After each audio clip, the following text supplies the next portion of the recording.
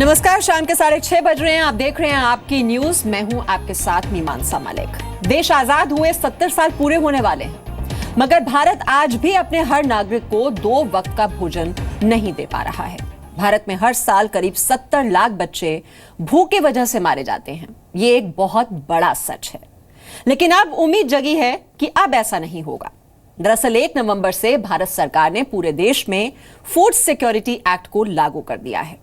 ये एक्ट देश के हर नागरिक को भोजन का अधिकार देगा, हर गरीब को रोटी की गारंटी देगा।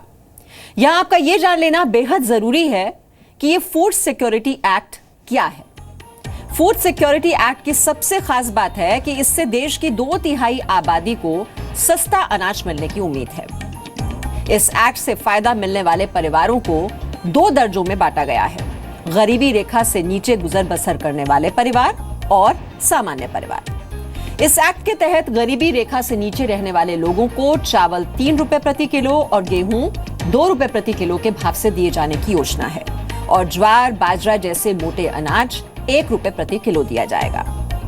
फूड सिक्योरिटी एक्ट के तहत लोगों को बाजार से कम कीमत पर अनाज दिया जाएगा।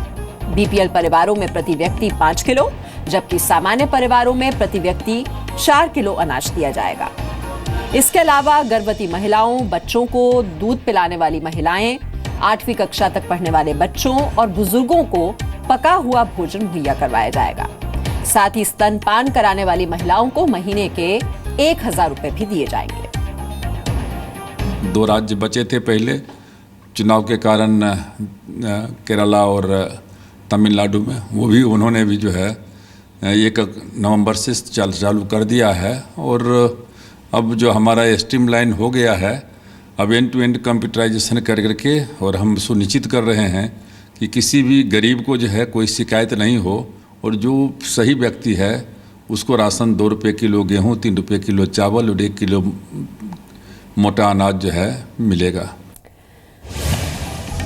तो केरल और तमिलनाडु की हाँ के साथ ही देश के सभी राज्यों और केंद्र शासित प्रदेशों में फूड सिक्योरिटी एक्ट लागू हो गया है।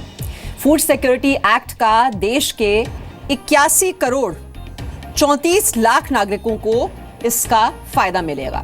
देश की करीब 75% ग्रामीण और 50% शहरी आबादी इस कानून के दायरे में आएगी। तो ये फायदा किन किन लोगों को मिलेगा इस एक्ट के लागू होने की वजह से, हम आपको बता रहे हैं। 50% शहरी आबादी जो इसका फायदा उठाएगी, और साथ ही साथ जो रूरल एरियाज में रहने वाले लोग हैं उनको भी इसका फायदा मिलेगा। रिसर्च फर्म क्रिसिल बिल के मुताबिक खाद्य सुरक्षा कानून से हर बीपीएल परिवार की सालाना 4400 रुपए की बचत होगी। ये रकम गांवों के गरीबों के खर्च का 8% और शहरी गरीबों के खर्च का 5% है। 4400 रुपए से गांव और शहर के गरीब परिवार का जीवन स्तर बहुत ज्यादा तो नहीं, लेकिन थोड़ा तो सुधर ही सकता है।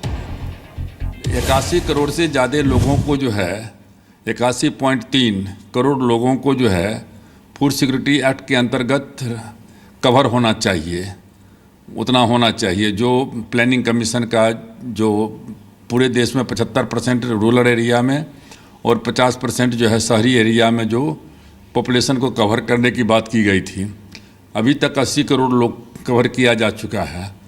तो काफ़ी है 1 करोड़ 27-28 करोड़ की आबादी में, और यदि 81 करोड़ लोग कवर हो रहे हैं तो बहुत बड़ी चीज़ है।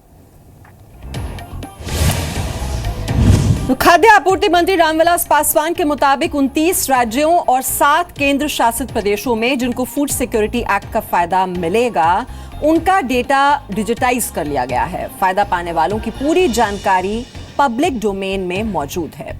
अनाज का ऑनलाइन आवंटन 28 राज्यों और केंद्र शासित प्रदेशों के लिए हो चुका है।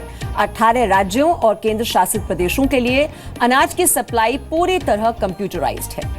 राशन कार्ड और आधार कार्ड से योजना को 100% जोड़े जाने की योजना है। 71% का लक्ष्य पा भी लिया गया है।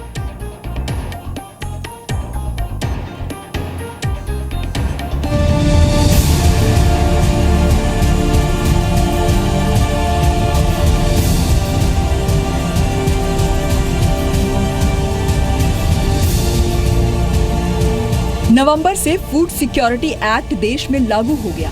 इसके लागू होने का सरकारी मतलब है गरीबों को भोजन मिलने की गारंटी। यानी कोई भी अब भूखे पेट नहीं सोएगा। अब किसी नत्थू प्रसाद की भूख की वजह से मौत नहीं होगी। लेकिन ऐसा होगा कैसे? ये सवाल तो आपके जहन में भी होगा।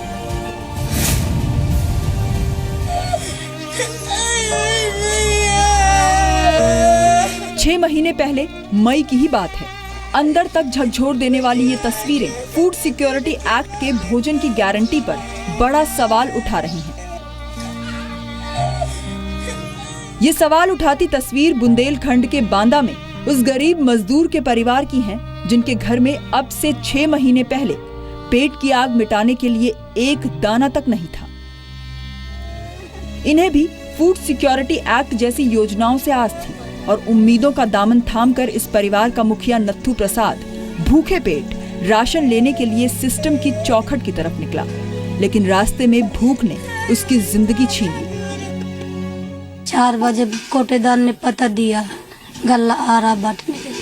फिर गया यहाँ से 5 बजे उधर जा गया तो फिर कुछ पहुँच ना पाया। उसको तेजी पे पेशाब पानी की जुलाब लगी। उसने साइकिल खड़ा कर दिया, नल के पास गया, नल में धाक नहीं पाया, गिर गया। खाना वाना कब से नहीं? 4-5 दिन से नहीं है। तो 5 दिन से कैसे करता रहा? पानी पी करते रहे, कैसे करते? लोग उसे ले काटते रहे, थोड़ा बहुत दे देते थे, इसीलिए। देश में नत्थू प्रसाद जैसे न जाने कितने लोग हैं जो हर रोज की रोटी के लिए सिस्टम से युद्ध लड़ते हैं। वो हार जाते हैं और मौत जीत जाती है।